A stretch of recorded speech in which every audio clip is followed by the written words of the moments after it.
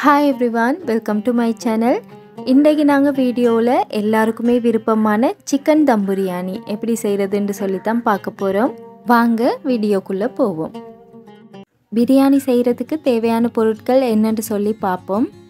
இன்றைக்கு நான் 1/2 kilo chicken biryani செய்ய போறேன். அதுக்கான சரியான அளவுகளையும் தந்திருக்கிறேன். நான் 1/2 கிலோ பாஸ்மதி ரைஸ் எடுத்திருக்கிறேன். இதோடவே 1/2 கிலோ சிக்கன், 100 ml எண்ணெய், ஒரு துண்டு பட்டை, 4-5 ஏலக்காய், 3 கிராம்பு, 1/4 கிலோ வெங்காயம், 200 கிராம் தக்காளி, 3 டேபிள் ஸ்பூன் இஞ்சி பூண்டு அரைச்சது, 5 பச்சை கொச்சிக்காய், கொஞ்சமாக கொத்தமல்லி புதினா, 1/2 கப் தயிர் எடுத்துக்கோங்க. இதோடவே தனி மிளகாய் தூள், பிரியாணி மசாலா, தேவையான அளவுக்கு உப்பும் தேவை. நான் இதோட அளவுகளை வீடியோவில் சொல்கிறேன். அரிசியை 2-3 டைம் நல்லா கழுவிட்டு தண்ணி ஊற்றி 30 நிமிஷத்துலேருந்து 1 ஹவருக்கு மாதிரி ஊற வச்சிருங்க. ஒரு சட்டியை அடுப்பில் வச்சுட்டு அதில் 100 ml எண்ணெயை சேர்த்துக்கோங்க. உங்களுக்கு நெய்ட வாசம் பிடிக்கும்னு சொன்னால் எண்ணெயிலேருந்து 2 டேபிள் ஸ்பூன் எடுத்துட்டு அதுக்கு பதிலாக 2 டேபிள் ஸ்பூன் நெய் சேர்த்துக்கோங்க. நான் இன்றைக்கி மொத்தமாகவே எண்ணெயில் தான் செய்ய போகிறேன். இப்போ பட்டை, ஏலக்காய், கராம்பை சேர்த்துட்டு இதோடவே 1/4 கிலோ அளவுக்கு வெங்காயத்தையும் சேர்த்து நல்லா வதக்கிக்கோங்க. வெங்காயம் நல்லா வதங்கி கோல்டன் ப்ரௌன் கலர் வர வேணும். அப்போ தான் பிரியாணிக்கு டேஸ்ட் நல்லா இருக்கும். அடுத்து 1 டேபிள் ஸ்பூன் அளவுக்கு உப்பு சேர்த்து வதக்கிக்கோங்க. உப்பு சேர்த்து வதக்கினீங்கன்னா வெங்காயம் டக்குன்னு வதங்கிடும்.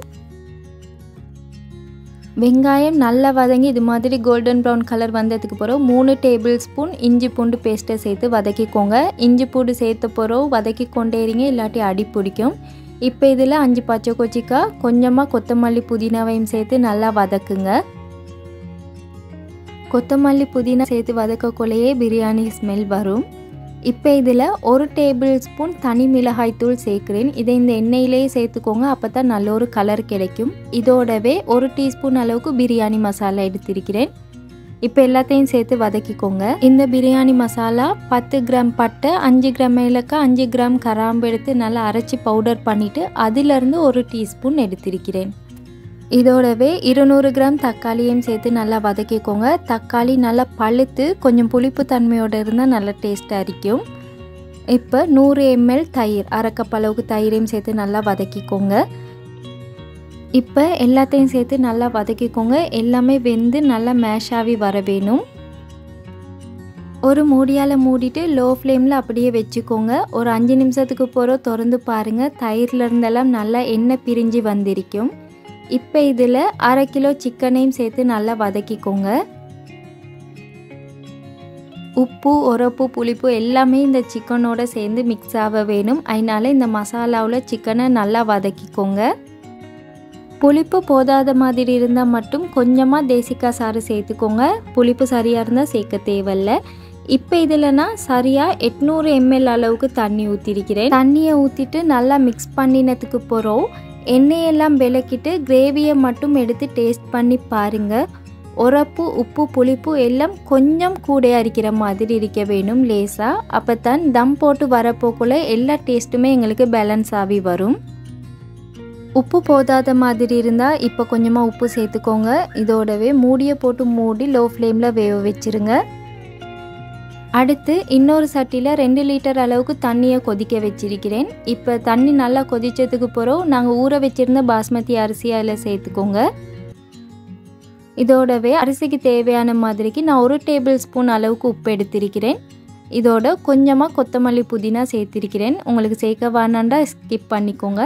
இப்போ எல்லாத்தையும் லேசாக மிக்ஸ் பண்ணி விடுங்க, அப்படி இல்லாட்டி அரிசி உடஞ்சிரும். எடுத்திருக்கிற அரிசிக்கு 1 டேபிள் ஸ்பூன் உப்பு அளவாரிக்கும். உங்களோட டேஸ்ட்டுக்கு அளவாரிக்கான்னு சொல்லி பார்த்துக்கோங்க. 3-4 நிமிஷம் மட்டும் அரிசியை வேக வச்சுக்கோங்க.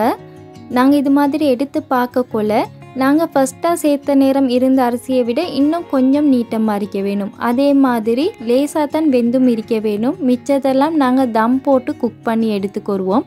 இப்போ இந்த அரிசியை வடிச்சுக்கோங்க. அரிசி வடித்த தண்ணியை வீசிரவான மறுவ எங்களுக்கு அது தேவைப்படும். இப்போ பார்த்தீங்கன்னா சிக்கன் கிரேவி லோ ஃப்ளேமில் நல்லா கொதிச்சு கொண்டு இருக்குது. இப்போ இதில் நாங்கள் பாதி அளவுக்கு வேக வச்ச சோறை சேர்த்துக்கொருவோம். நாங்கள் இது மாதிரி ரைஸ் சேர்க்கக்குள்ள சிக்கன் கிரேவி அரிக்கட்டும் ரைஸ் அரிக்கட்டும் ரெண்டுமே நல்லா சூடாக அரிக்க வேணும். அப்போ தான் அந்த சிக்கனோட ஃப்ளேவர் எல்லாமே ரைஸில் இறங்கி நல்ல டேஸ்டான பிரியாணி செஞ்சு எடுக்கலும். அடுத்து ரைஸை இது மாதிரி லெவல் பண்ணிவிட்டு பாருங்கள். கிரேவி ரைஸுக்கு கீழே இருக்குது. அதனால் நாங்கள் சோறு வடித்து வச்சுருந்த தண்ணியிலேருந்து அரை கப் அளவுக்கு எடுத்து இது மாதிரி சேர்த்து கொண்டேன். பச்சை தண்ணி எதுவும் சேர்த்துறவானா டேஸ்ட் மாறிடும். இப்போ பார்த்தீங்கன்னு சொன்னால் ரைஸுக்கு மேலால் கிரேவி இருக்குது. இப்போ இதை 5 நிமிஷத்துக்கு ஹை ஃப்ளேமில் வச்சு குக் பண்ணுங்கள். அப்போ தான் மேலால் இருக்கிற ரைஸுமே நல்லா சாஃப்டாக இருக்கும்.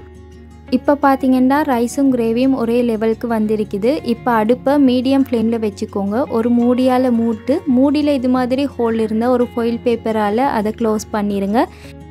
இப்போ மீடியம் ஃப்ளேமில் 5 நிமிஷத்துக்கு மட்டும் குக் பண்ணிக்கோங்க. 5 நிமிஷத்துக்கு பிறகு பாருங்கள் இது மாதிரி எல்லா தண்ணியுமே வத்திருக்கும். இப்போ இதை மறுவாலும் மூடிட்டு 20 நிமிஷத்துக்கு லோ ஃப்ளேமில் வச்சு வேவுவீங்க. இடைக்கிட மூடி ஓப்பன் பண்ணி பார்க்கவானா, நான் வீடியோக்காக தான் ஓப்பன் பண்ணி காட்டினேன். இப்போது 20 நிமிஷத்துக்கு பிறகு எடுத்து பாருங்கள். எங்களோட பிரியாணி பர்ஃபெக்டாக ரெடி ஆகிருக்கும். பிரியாணி சரியான அளவில் தம் ஆகிருக்காண்டு எப்படி பார்க்குறதுன்னு சொன்னால், இந்த அரிசியெல்லாம் நல்லா வெந்து குச்சி குச்சி மாதிரி மேல் எலும்பி இருக்கணும். அப்போ தான் சரியாக தம் ஆகிருக்கும். இப்போ இதை ஒரு கரண்டியால் சைட்லேருந்து எடுத்துக்கோங்க. அரிசியை உடஞ்சிடக்கூடாது. அரிசி உடஞ்சிச்சின்னு சொன்னால் பிரியாணி பார்க்குறதுக்கு நல்லா இருக்காது. சிக்கன் பீஸெல்லாம் பாருங்கள் எவ்வளோ ஜூஸியாக நல்லா வெந்திருக்குதுன்னு சொல்லி. இப்போ வாங்க பிரியாணி சாப்பிடுவோம். எனக்கு வாழை இலையில் சாப்பிட்றது மிச்சமே பிடிக்கும். அதனால் இலையை கழுவிட்டு அதில் சிக்கன் 65, எண்ணெய் கத்திரிக்காய், தயிர் சம்பல் எல்லாம் எடுத்திருக்கிறேன்.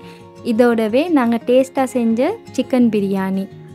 கண்ணுக்கு பார்க்குறதுக்கே அவ்வளோ நல்லா இருக்கேனா, டேஸ்ட்டும் அதே மாதிரி தான் அவ்வளோ சூப்பராக இருக்கும். வரப்போகிற பெருநாளைக்கு அப்படி இல்லாட்டி உங்கள் வீட்டில் ஏதாவது விசேஷம்னு சொன்னால் இது மாதிரியே செஞ்சு பாருங்கள், நல்ல டேஸ்ட்டாக இருக்கும். என்னோட வீடியோஸ் இப்போ தான் நீங்கள் பார்க்குறீங்கன்னு சொன்னால் சப்ஸ்கிரைப் பண்ணி சப்போர்ட் பண்ணுங்கள். இன்னொரு ரெசிபியோட உங்களை சந்திக்கிறேன். அது வரைக்கும் bye, take care and thanks for வாட்சிங்.